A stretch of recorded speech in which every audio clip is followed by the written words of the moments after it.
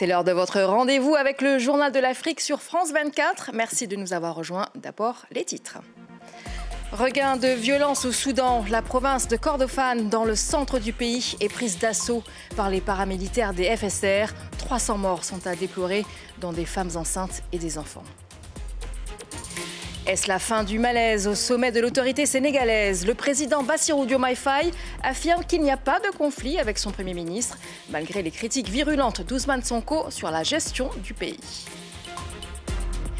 L'agriculture de demain sera dominée par des robots. C'est l'avenir imaginé par des étudiants ivoiriens, le temps d'un concours pour se réconcilier avec un secteur longtemps boudé par la jeunesse. Les combats s'intensifient à nouveau au Soudan. Les paramilitaires des FSR ont pris d'assaut plusieurs villages dans la province de Kordofan, au centre du pays. Un groupe d'avocats pro-démocratie accuse les forces de soutien rapide d'avoir mené des raids meurtriers, faisant près de 300 morts, dont des enfants et des femmes enceintes. Ces attaques surviennent alors que les combats entre paramilitaires et l'armée se poursuivent également à l'ouest du pays. Olivia Bizot. Dimanche, l'armée soudanaise et ses alliés ont annoncé avoir repris une zone stratégique au nord Kordofan, après de violents combats contre les forces de soutien rapide. Les FSR avaient revendiqué la prise de cette même zone quelques heures plus tôt. C'est un nouvel exemple de l'instabilité des lignes de front dans cette guerre. Selon un communiqué publié lundi soir par le groupe soudanais d'avocats spécialisés dans les droits humains, Emergency Lawyers, environ 300 civils ont été tués lors de ces attaques. Une association de médecins dénonce l'un des assauts les plus brutaux depuis le début du conflit, en avril 2023, parlant d'une violation du droit humanitaire. Les combats se sont aussi intensifiés ailleurs, notamment au Darfour, autour d'El Fachir, dernière grande ville contrôlée par l'armée dans cette région. L'armée dit avoir repoussé une offensive des paramilitaires samedi, mais des habitants rapportent bombardements, frappes de drones et civils tués. Cette guerre au Soudan a déjà fait plus de 20 000 morts et déplacé 14 millions de personnes selon l'ONU. Mais le vrai bilan pourrait être bien plus lourd. La Cour pénale internationale évoque des crimes de guerre et des crimes contre l'humanité probables, notamment au Darfour, et les humanitaires alertent. Avec la faim, le manque d'eau et de soins, la crise ne cesse de s'aggraver. Fin de la querelle au Sénégal. Le président Bassirou Diomaye Faye apaise les tensions après les vives critiques émises la semaine dernière par son Premier ministre. Ousmane Sonko avait annoncé un manque d'autorité à la tête de l'État concernant le fonctionnement de la justice dans le pays. Le président s'est défendu de tout conflit avec le Premier ministre. Les détails avec Eliman Dao à Dakar. Ces deux hommes, tout sourire, en pleine complicité, qu'on a retrouvé ce mardi à l'aéroport militaire Léopold Sédar Senghor, alors que le président sénégalais était en partance pour Cotonou. Bassirou Diomaye Faye en visite au Bénin et accompagné à l'aéroport par son Premier ministre Ousmane Sonko. Le Premier ministre est mon ami, je n'ai aucun conflit avec lui, a-t-il affirmé ce lundi au palais présidentiel. Je souhaite continuer à travailler sur ce qui préoccupe les Sénégalais, en mettant l'accent sur les solutions à apporter à leurs difficultés. Le seul combat qui vaille, c'est le combat contre les difficultés que les Sénégalais endurent, que nous-mêmes endurons en tant que gouvernants. Une déclaration alors qu'il y a quelques jours, le Premier ministre sénégalais Ousmane Sonko avait surpris tout le monde en déclarant que le Sénégal avait un problème d'autorité. Une déclaration qui avait suscité un tollé général. Bassirou Diomaye Faye affirme lors de cette cérémonie que son objectif est de réconcilier les Sénégalais avec la justice et de restaurer la confiance des Sénégalais envers la justice de leur pays. Ce alors que les polémiques se sont enchaînées ces dernières semaines sur la justice sénégalaise. Est-elle indépendante? Les multiples convocations du côté de l'opposition sénégalaise ont alimenté ce débat. Bassirou Diomaye Faye estime que s'il reconduit les mêmes pratiques qu'il dénonçait lorsqu'il était dans l'opposition, il aura échoué.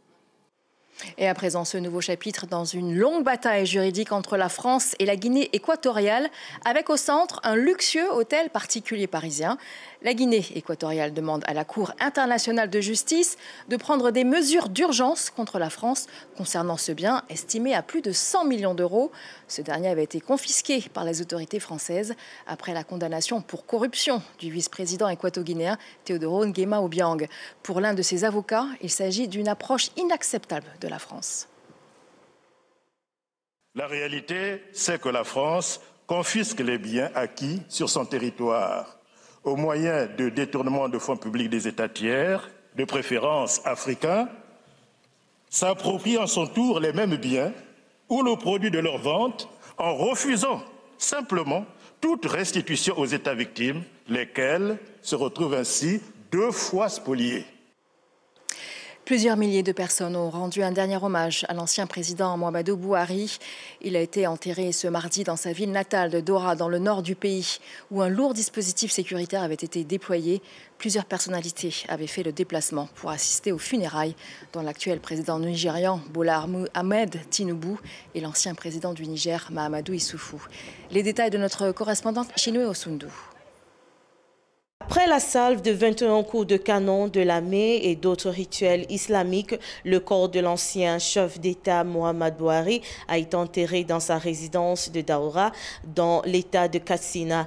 Pour le président Tinubu, il a salué l'héritage de Bouhari, un patriote, un soldat, un homme d'État profondément attaché à l'unité et au progrès de son pays. Pour d'autres, c'est un champion de l'ordre qui a fait de son mieux dans un système politique dysfonctionnel. D'autres encore parlent de mécontentement, en particulier dans le sud du Nigeria. L'homme politique de 82 ans a été chef d'État militaire entre janvier 1984 et août 1985.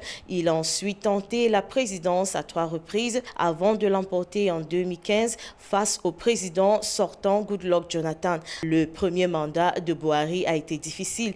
L'économie nigérienne est entrée en récession pour la première fois depuis 10 ans et les crises sécuritaires se sont multipliées. Allez, si vous partez en vacances, pourquoi ne pas découvrir l'île de Tiwai en Sierra Leone? Elle vient d'entrer au patrimoine mondial de l'UNESCO, une désignation qui vient récompenser les efforts de l'activiste Tommy Garnett, qui se bat depuis plus de 20 ans pour la préservation de ce trésor de biodiversité. C'est la première fois que la Sierra Leone est reconnue par l'UNESCO pour l'un de ses sites. Laurent Bersécher. Lorsque Tommy Garnett met les pieds sur Tiwai pour la première fois, en mars 2000, l'île est à l'image de la Sierra Leone, ravagée par la guerre civile. Face à la destruction de la biodiversité, l'activiste, alors âgé de 40 ans, décide de prendre les choses en main. Toutes les structures étaient délabrées, l'île était jonchée de cartouches d'armes à feu. Ils avaient commencé à abattre les arbres. Nous étions venus ici pour prendre des photos et finalement, nous avons dû aller tirer la sonnette d'alarme sur le fait que cet endroit allait disparaître. Tommy Garnett s'engage alors dans un long combat pour trouver des financements et sensibiliser les communautés locales à la protection de l'environnement. En 2006, ces dernières acceptent de mettre un terme à certaines pratiques de chasse et de déforestation en échange d'une partie des revenus générés par l'écotourisme. Aujourd'hui, l'île s'est transformée en réserve naturelle, abritant l'une des plus fortes concentrations de primates au monde et vient d'être le premier site du Sierra Leone à entrer au patrimoine mondial de l'UNESCO. Une reconnaissance officielle pour les efforts déployés par Tommy Garnett depuis plus de 20 ans. Avoir un premier site du patrimoine mondial en Sierra Leone va attirer l'attention de tout le monde, gouvernements, acteurs de la société civile, du secteur privé ou de l'éducation. Pas question donc de se reposer sur ses lauriers. Aujourd'hui âgé de 66 ans, Tommy Garnett entend bien continuer à œuvrer pour la protection de la biodiversité en Afrique de l'Ouest. En Côte d'Ivoire, dans un centre culturel d'Abidjan, des dizaines d'étudiants répartis par équipe tentent, le temps d'un concours, de fabriquer des robots pour imaginer le futur de l'agriculture, un secteur longtemps boudé par la jeunesse. Regroupés autour de tables blanches, des dizaines de jeunes étudiants imaginent, fabriquent et connectent des petits robots mobiles.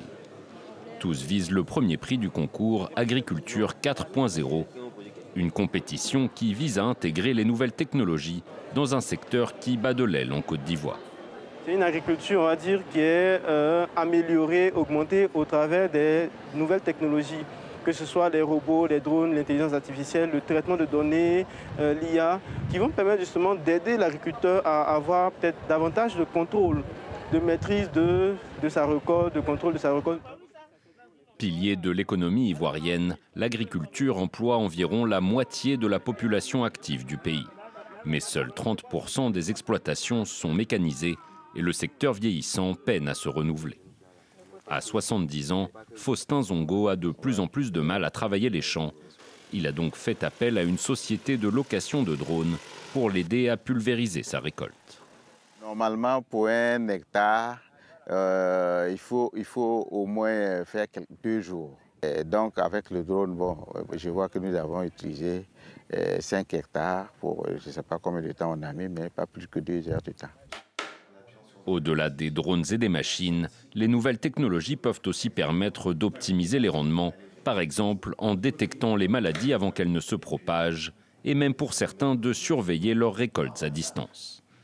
Leur utilisation pourrait également encourager plus de jeunes Ivoiriens à se tourner vers l'agriculture, dans un pays où 75% de la population a moins de 35 ans.